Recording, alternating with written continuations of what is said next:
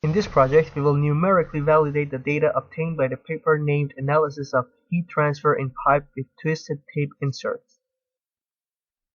In this slide, you can see that we have extracted the figure 1 of the paper, which shows the twisted tape pipe model used in the paper.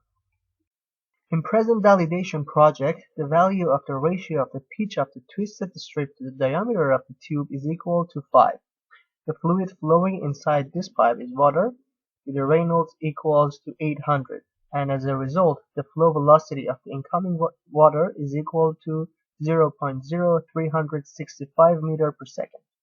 Also, the inlet water flow temperature to the pipe is equal to 298.15 Kelvin, and the pipe wall is under a constant heat flux equal to 5,725 watts per meter squared.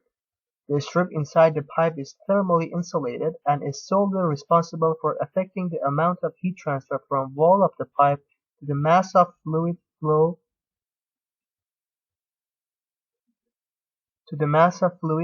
inside the pipe. The purpose of this work is to investigate the amount of Nusselt number on the pipe wall. As was mentioned in previous slides, the target of this project is to validate the Nusselt number obtained by the paper and our CFD simulation. Now in this slide, we have brought to you the figure 2 of the paper, which shows the validation of numerically predicted Nusselt number by the paper.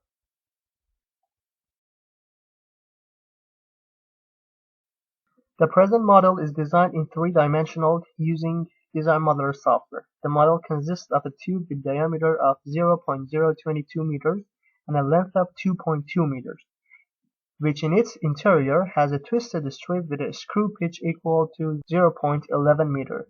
Therefore, the ratio of tape screw pitch to the pipe diameter is equal to 5. The meshing of the model has been done using ANSYS meshing software, and the mesh type is unstructured. The element number is equal to 476,442. Under the General Setup tab, you can see different buttons from scales to units. By clicking on a scale, a new window will appear showing you the dom and extents of your geometry. Also, under the View Length Unit section, you can see the default geometry units, which is meter in this project. Also, under the scaling section, under the mesh was created in, you can change the settings in order to activate the scaling factors beneath that. For example, your geometry and mesh was designed in a software which its default unit was millimeters. By activating these scaling factors, you can change this factor to your desired factors in order to set the length to the appropriate unit. By clicking on check button, you will see that under the console tab, the Fluent software will start to check your mesh for any errors. Also, by clicking on report quality, again in the console tab, the Fluent software will give you the quality report for your mesh. For example, you can see the maximum aspect ratio of your mesh, maximum orthogonal quality, and etc. By clicking on display button, a new window will appear which you can see different parts of your geometry. Now in the appear window, which shows you the names of the different parts of your geometry, you can click and select each part and then click on display so that the software will show you that part. Now, there are several assumptions taken into account in this project. The first one is that the type of our solver is set to be pressure-based since we are dealing with incompressible flows.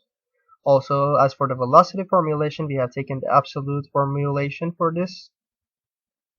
And as for the time study, we have selected the steady time study since we didn't want our results to be a function of time.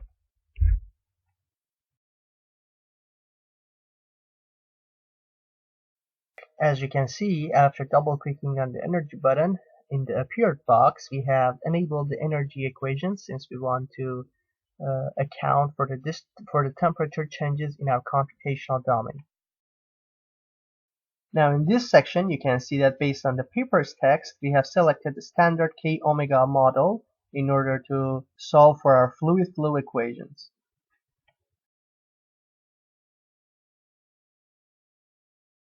Now after expanding the fluid section under the materials, you can see that water and liquid material have been added to this project. In order to add a new material, you just have to right click on fluid and then select new.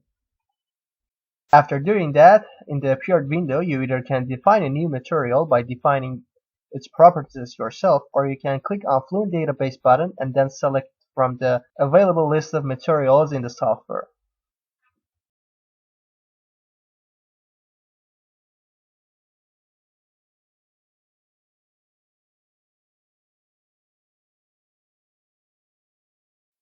Now under the cells and conditions section, all you have to do is to assign the water liquid material to your computational domain.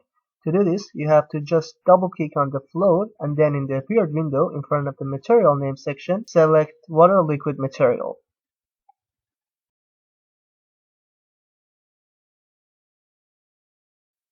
After clicking on inlet boundary, you can see that the type of this boundary is defined to be velocity inlet. By clicking on edit in the appeared window, you can change the settings for this boundary. Now in the appeared window, you can see that the z velocity defined for this boundary is equal to 0.0365 as was earlier mentioned. And by clicking on thermal tab, you can change the temperature of the fluid flow entering this boundary.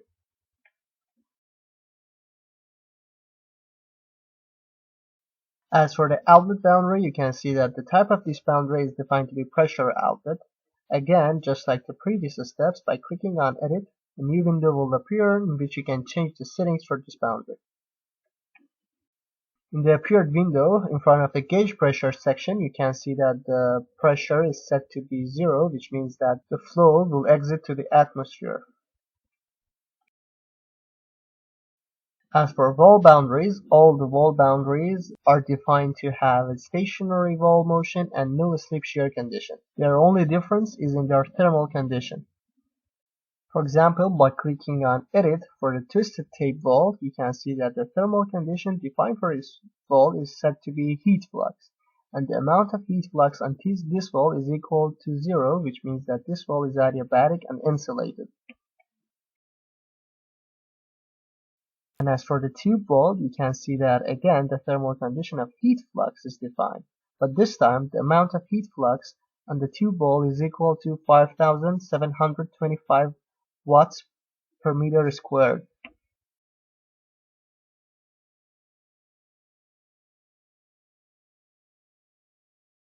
After double clicking on the method, you will see that a new window will appear showing you the pressure velocity coupling. Also, you can see that the spatial discretization methods are shown in this window. Also, you can change this discretization into other formats, like you can change them into first order advent and the other options available for each variable under their combo list. And for the simple pressure velocity coupling, the simple algorithm is kind of an iterative solver which uses a relationship between velocity and pressure corrections to enforce mass conservation and to obtain the pressure field. We may also change the under relaxation factors. These factors may be between 0 and 1. Based on the simulation and the project we are doing, we may change these under relaxation factors. But remember that the values set in here are the recommended values for the project, and we highly recommend you to not change these values.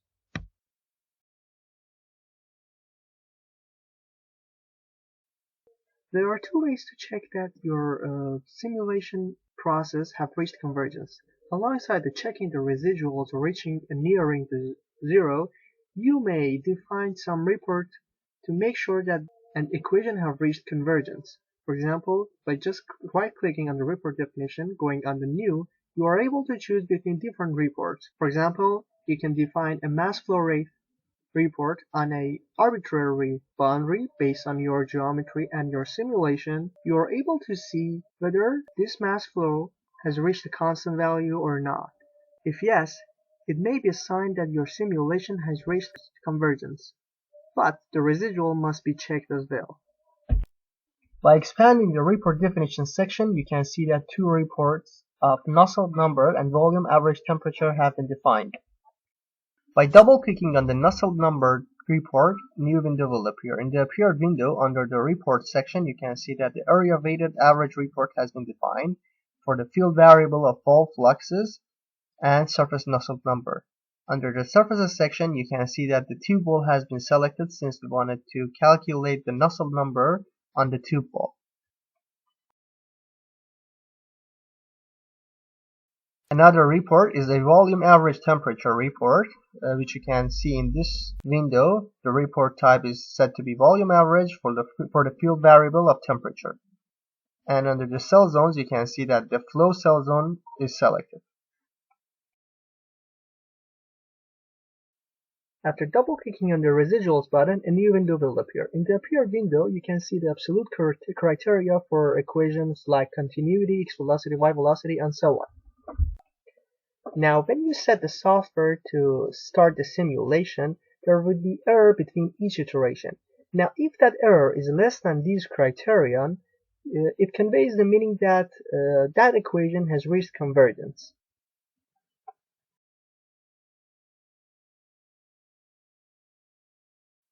After double-clicking on the initialization button, a new window will appear showing you different methods of initialization, hybrid and standard. Now, in the standard initialization method, you get to choose the first amounts and values for the first iteration of the simulation progress. These values refers to the values used in the first iteration of the simulation progress, and if you choose the values for each parameter wisely, your simulation progress will finish sooner. It should be mentioned that you can also choose the first values or the initial values by just clicking on the compute from drop-down list and clicking on one boundary. For example, by clicking on compute from all zones, the software will automatically average the values in different zones and boundaries and put those values in the initial values for the software. After double-clicking on the Run Calculations button in the appeared section under the Parameters part, by just defining the number of iterations and then clicking on Calculate button, the software will start the simulation process.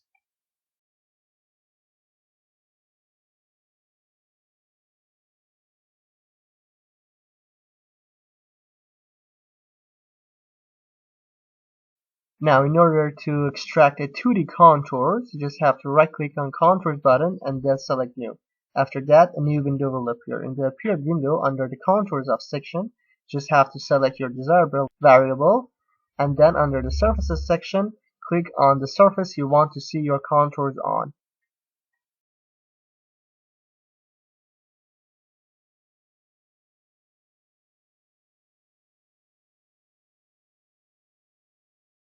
Now, in this contour, you can easily see the temperature distribution on the outlet boundary of the twisted tape pipe. In order to extract another contour, you just have to change the variable again. For example, in this section, we're going to extract velocity contours on outlet boundary.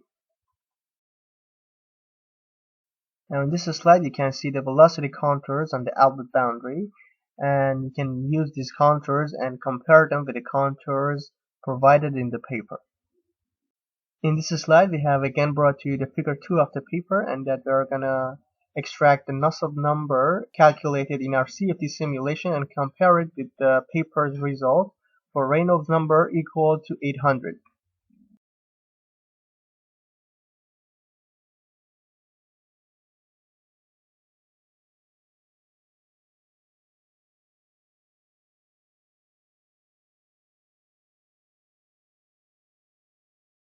Now, in order to correctly calculate the Nusselt number for this project, just have to double-click on the volume average temperature and then click on Compute, so that the software will calculate the average temperature inside our computational domain.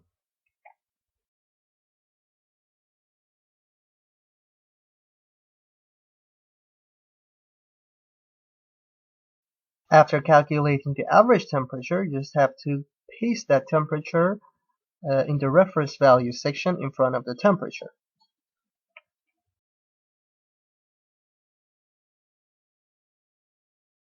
After doing that, we again go under the report definition section and double click on nozzle number report and then click on compute so that software will calculate the nozzle number for us. Now the reason behind changing this temperature is that for calculating the nozzle number, we need a reference temperature.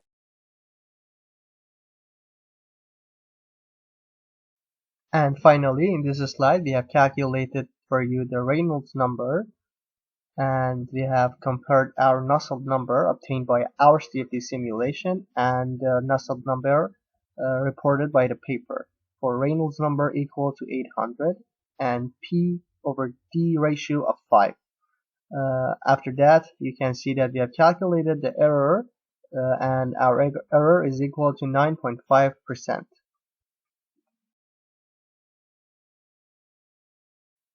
Finally, a summary of different settings and setup that we have used in our project is presented to you in the slide. To benefit from Mr. CFD services including simulation, consultation, and training, contact our experts via info@mrcfd.com.